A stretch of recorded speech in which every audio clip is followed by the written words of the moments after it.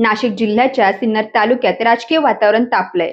भाजपमध्ये नुकतेच प्रवेश केलेले युवा नेते उदय सांगळे यांनी त्यांच्या पहिल्याच भाषणातून गाजवला मंच।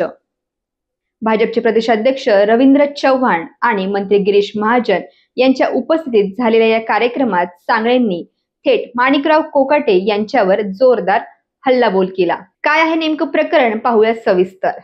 नमस्कार, मी साक्षी अनसने, आपलं न्यूज 24 महाराष्ट्र लाईव्ह मध्ये स्वागत।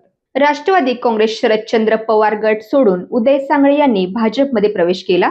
हा पक्ष प्रवेश म्हणजे सिन्नरच्या राजकारणातील मोठा राजकीय स्फोट मानला जात आहे। भाजपमध्ये प्रवेश करण्याआधी शरद पवार गटाने त्यांच्यावर कारवाई करत त्यांची पक्षामधून हकालपट्टी केली होती, अशा देखील अनेक चर्चांना वेग आला होता। त्यातच आता त्यांनी कमळ हातात घेताच पहिल्या भाषणातून आपली भूमिका ठामपणे मांडली आणि त्याच वेळी आपल्या कट्टर विरोधकांवर हल्ला चढवला। सांगळे यांनी आपल्या भाषणात एकच वाक्य असं म्हटलं की सगळीकडे चर्चा रंगली, मी खेळाडू आहे पण जंगली रमीचा नाही, कुस्तीचा खेळाडू आहे। या एकाच वाक्याने त्यांनी मंत्री माणिकराव कोकाटे यांना थेट टार्गेट केलं। त्यांचा हा टोलाच राजकीय वर्तुळात चर्चेचा विषय ठरला आहे। सांगळेंनी स्पष्टपणे सांगितलं की सिन्नरमधील पाणी टंचाई आणि विकासाच्या समस्या अद्यापही तशाच आहे।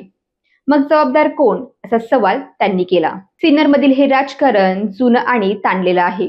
उदय सांगळे आणि माणिकराव कोकाटे यांच्यातील राजकीय स्पर्धा मागच्या विधानसभा निवडणुकीपासून चर्चेत आहे। त्यावेळी सांगळे यांनी लाखभर मते मिळवत कोकाटेंना चांगलीच टक्कर दिली होती, पण काही जातीय समीकरण आणि अंतर्गत गटबाजीमुळे त्यांचा पराभव झाला, असा आरोपही त्यांनी केला। आता पुन्हा भाजपच्या माध्यमातून त्यांनी आपली राजकीय पुनरागमनाची सुरुवात केली आहे। भाजपने सिन्नरमध्ये एक नवीन आणि सक्रिय चेहरा मिळवला आहे आणि यामुळे आगामी स्थानिक स्वराज्य संस्थांच्या निवडणुकीत समीकरण पूर्णपणे बदलण्याची शक्यता वर्तवली जात आहे।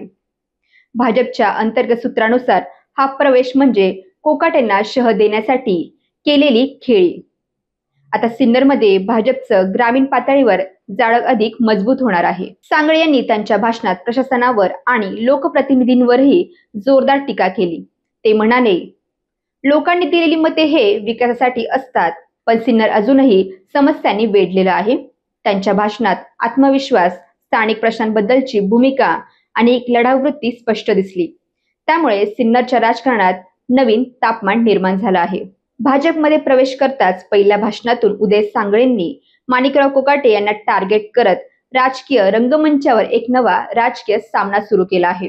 आगामी निवडणुकीत या दोघांमध्ये नेमकं काय घडतं, कोण जिंकतो कोण हरतो, हे सिन्नरचं पुढचं राजकीय कुस्तीचं मैदान ठरणार आहे। याबाबत तुम्हाला काय वाटतं, कमेंट करून आम्हाला नक्की सांगा आणि अशाच अपडेटसाठी चॅनलला लाईक करा, शेअर करा आणि सबस्क्राईब करा।